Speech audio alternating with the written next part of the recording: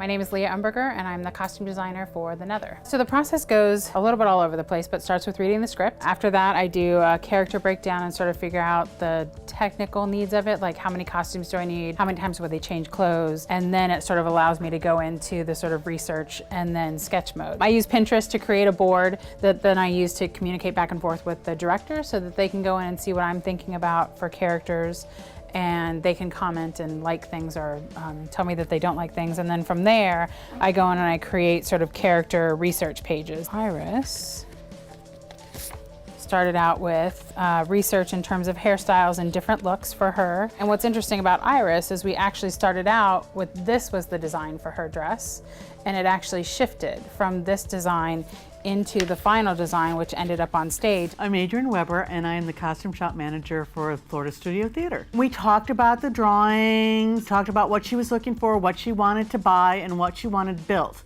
And then I go from there because I'm the one who's going to facilitate getting the items built. We knew that Iris was going to be white, and I didn't want her to be all white because I didn't want her to look like a bride necessarily.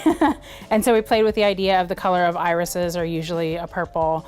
So I wanted to play up that idea of the purple just to sort of tie into sort of vaguely her name. The most important thing was texture and to make it feel like it was from a garden. We wanted to play with sort of the design in the dress to make it more, I found this idea of doing it in panels, so it almost looked like a cage or some sort of like strapping that was going on in terms of like holding her in. Jason, who's the director, and I fell in love with the idea that you could see almost the leaf patterns because Papa talks a lot about his garden and how the garden is really important to him. And I think the sheer quality, the pearls, the fun flowers, and the sparkle in the trim gives her that different look that would not normally have been a Victorian child. But I would have to estimate that it probably took about 4 days total to start from the very beginning, from draping to cutting, sewing, fitting, and finishing. I would say about 4 days, 8-hour days. This dress, it was so much fun. It was so fanciful and